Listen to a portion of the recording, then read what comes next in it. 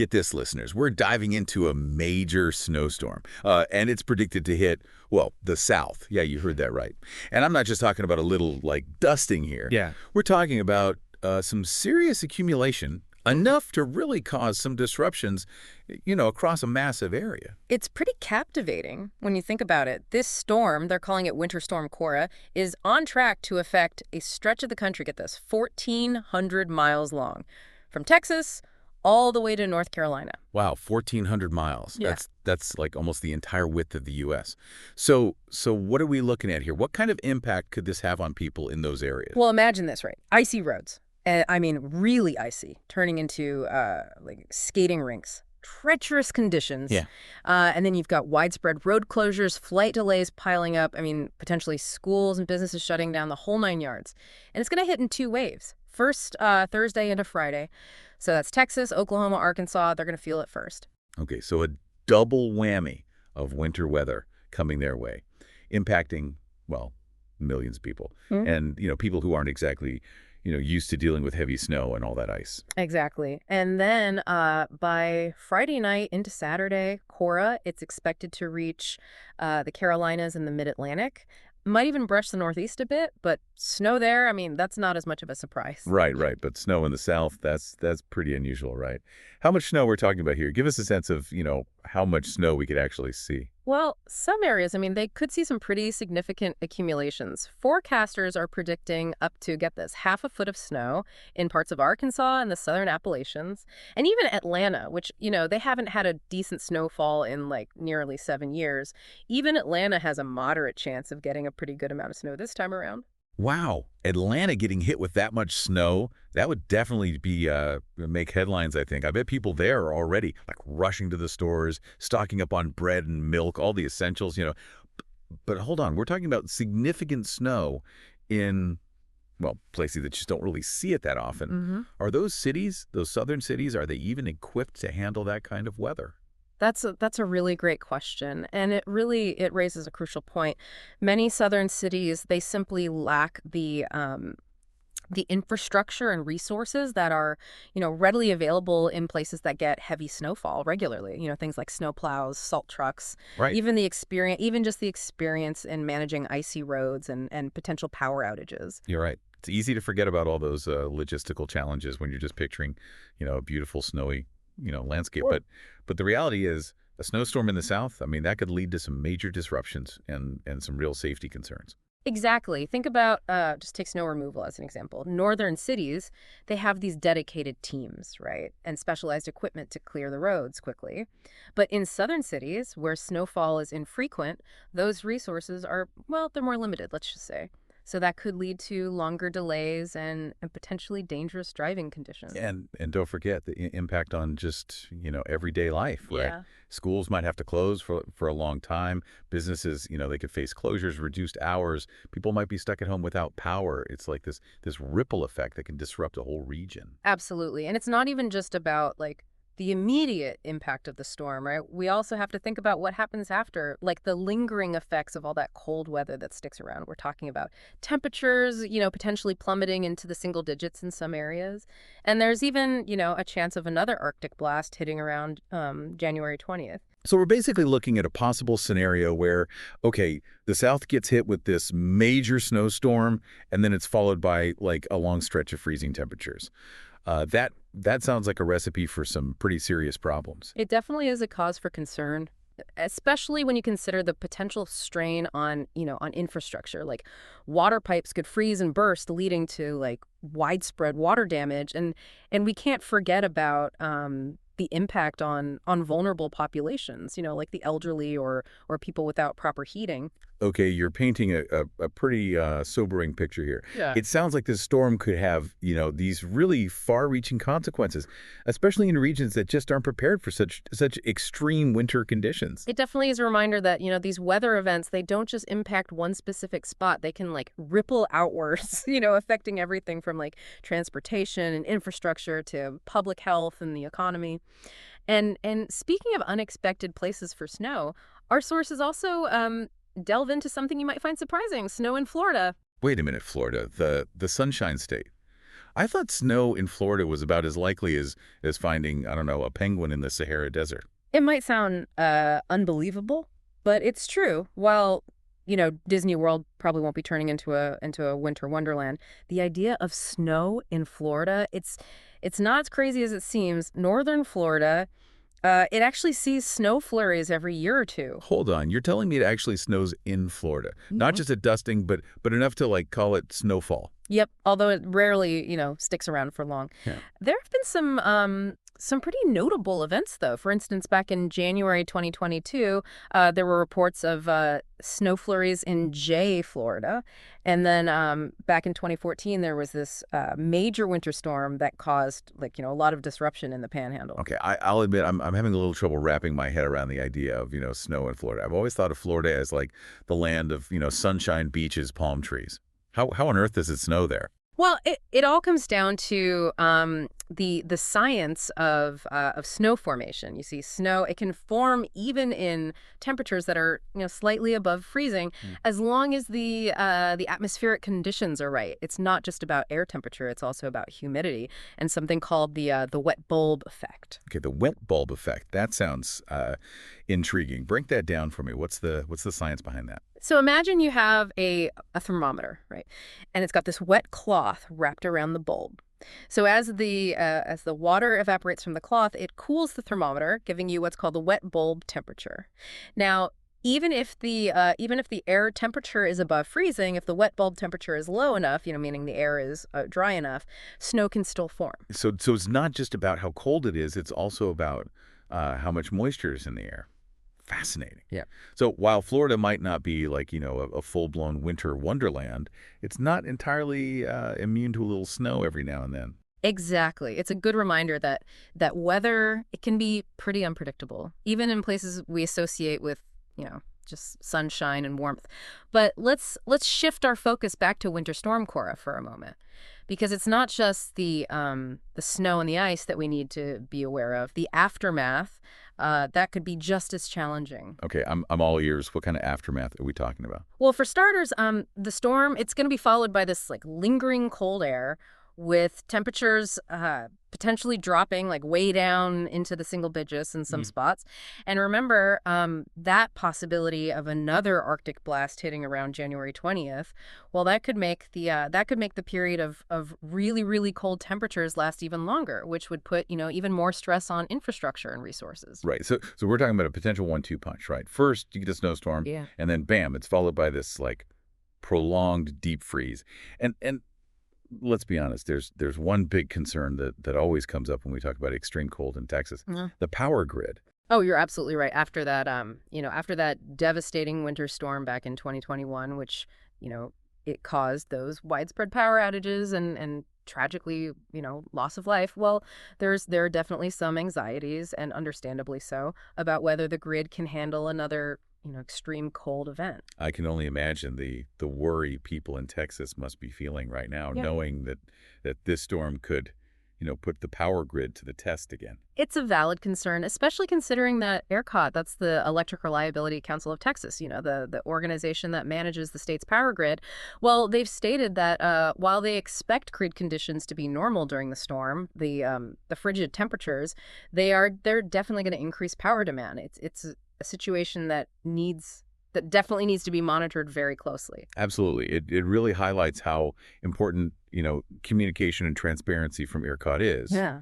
As well as, taking steps to make sure the grid is reliable, especially during a potentially challenging time like this. Yeah, it really shows you how, all our infrastructure systems are connected, and how something like a winter storm, it can really expose weaknesses that we might not even know about. You've definitely painted a pretty clear picture of the potential challenges here. But let's shift gears a little bit. Let's talk about what our listeners can do, to prepare for a winter storm, Cora, or really any unexpected weather event that might come their way. Okay, so a good place to start is staying informed, checking the latest weather forecasts and warnings, from reliable sources like the National Weather Service. And don't just glance at the forecast.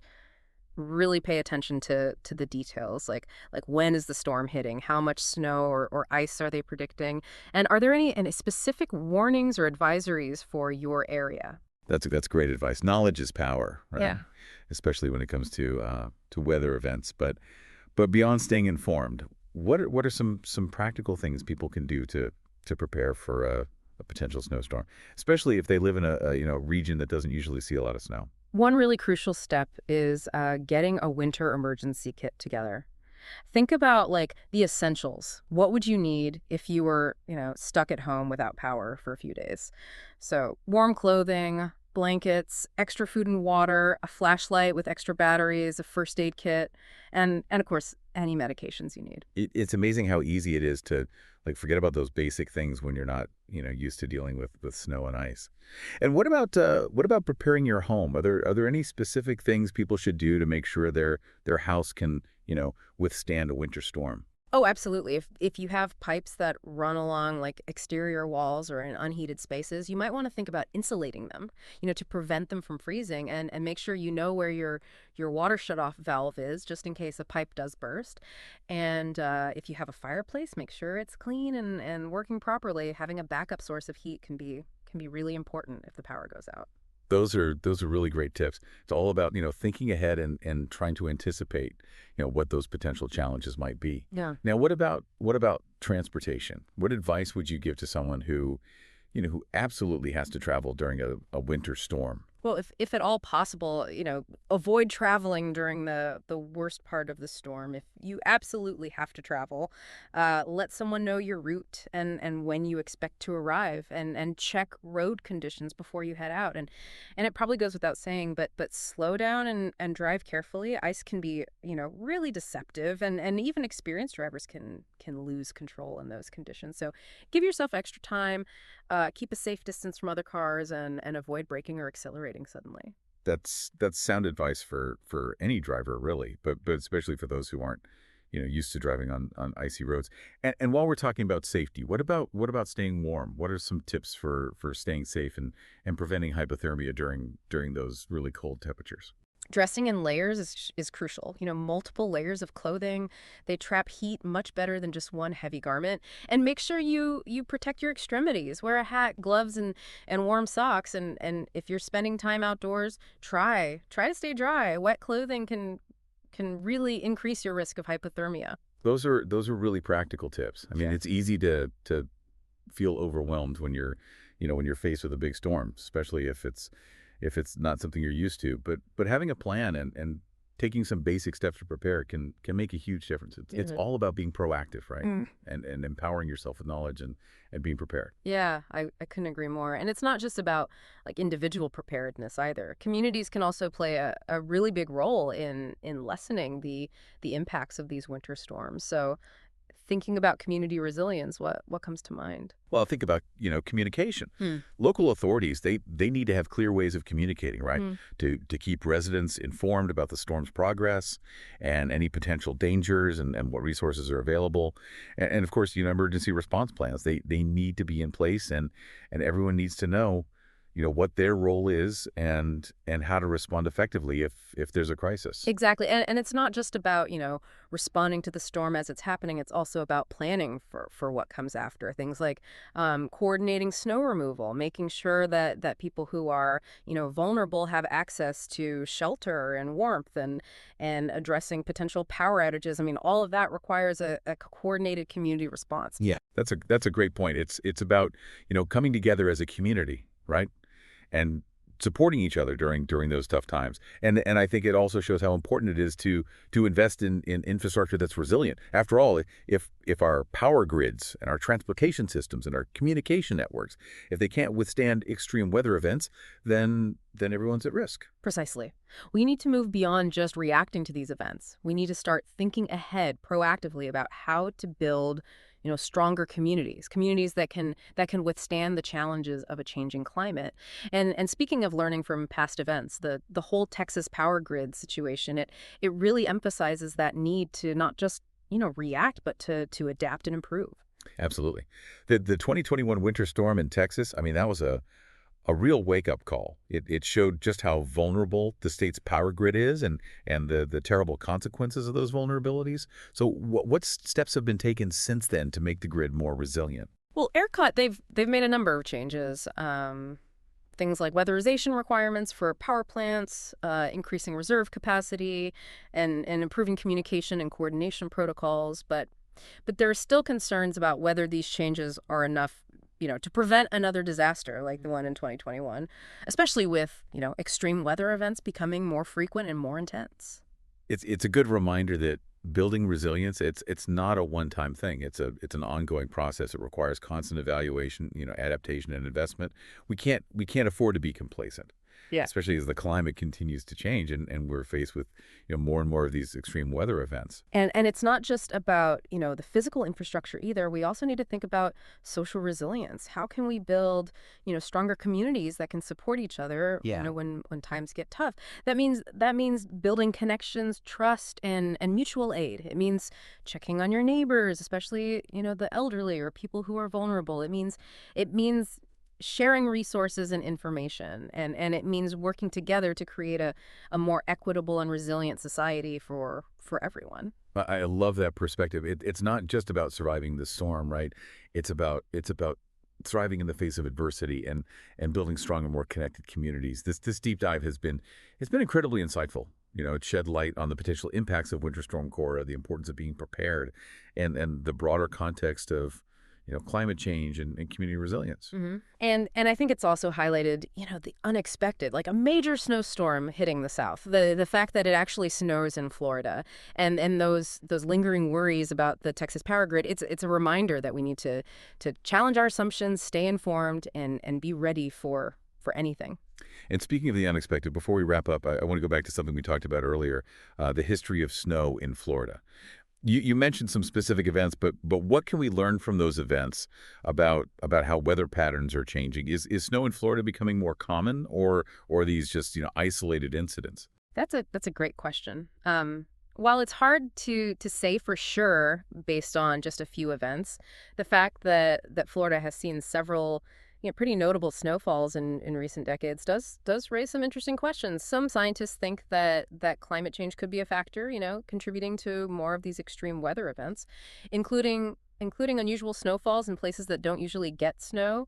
Others say that these events are just, part of natural climate variability. We need more research to really understand the long-term trends and whether there's a connection to climate change. It's a reminder that we're still learning about our climate system and how it's being affected by what we do. And it really underscores how important it is to keep doing scientific research and monitoring, to better understand these trends and make informed decisions about how to adapt to a changing world. I couldn't agree more. We need to approach these issues with a sense of curiosity and humility and a willingness to learn and adapt as we get new information. This deep dive has given us so much information and so many perspectives. But before we wrap up, I want to leave our listeners with one final thought. Given that, extreme weather events are becoming more frequent, how can we shift our mindset, from just reacting to these events to becoming more proactive and adaptable in the face of uncertainty? That's a powerful question. It challenges us to look beyond those immediate concerns and think about the long-term implications of a changing climate and how we can adapt, both individually and collectively. It's about recognizing that we're all in this together, Right. and that building a more resilient future, it requires all of us to work together. Exactly. It's about fostering a sense of community, sharing what we know, supporting each other, and working together to create a more sustainable and equitable world for ourselves and for future generations. That's a beautiful and inspiring message to end on. Thank you for joining us on this deep dive. Stay safe, stay informed, and let's keep talking about these important issues together. Yeah, it really is. It's like a call to action, to stop being complacent and start being more proactive about building a more resilient future. And it brings us back to, that main theme we've been talking about, how these unexpected weather events are connected to individual and community preparedness. Yeah. And the bigger picture of a changing climate. It's fascinating to me as this deep dive started with something that seemed pretty straightforward, a snowstorm in the south. And it's turned into this really multifaceted exploration of climate change and resilience and how interconnected our world really is. It really shows you the power of curiosity, right? Yeah. And how important it is to dig a little deeper and uncover those deeper layers of meaning and connection. We've definitely covered a lot of ground today, from the specifics of Winter Storm Cora's path and what kind of impact it could have to these broader questions of climate change, adaptation, and community resilience. But as we wrap up this deep dive, I want to leave our listeners with one last, thought-provoking question. Okay, go ahead. So given that, these extreme weather events are happening more and more often, they're becoming more intense, how can we as individuals and as communities, how can we start being more proactive and adaptable? Yeah. How can we shift from just reacting to these events to anticipating them, preparing for them, and maybe even thriving, in the face of all this uncertainty? That's a really powerful question to think about. It challenges us to move past that, fear and anxiety and embrace a more empowered and solution-oriented approach to the challenges that we face. Yeah. It's about realizing that we have agency, right? That we can make choices and take action to help create a more resilient future, Yeah. for ourselves and for our communities. Exactly. It's about fostering a spirit of innovation and collaboration and collective action, working together to create a world where we don't just, survive, but where we actually thrive in the face of change. And that's a message of hope and empowerment that I think we can all, take with us. Absolutely. We have the knowledge and the resources and the ingenuity to face these challenges and create a more resilient and sustainable future. So as we wrap up this deep dive, let's remember the lessons we learned and the questions we've raised and the possibilities that are out there. Yeah. Let's embrace the challenge of building a more resilient world, a world that can weather the storms, both literally and figuratively, and emerge, stronger and more connected than ever before. Thank you everyone for joining us on this journey of discovery. Stay curious, stay engaged, and let's keep exploring these important issues together.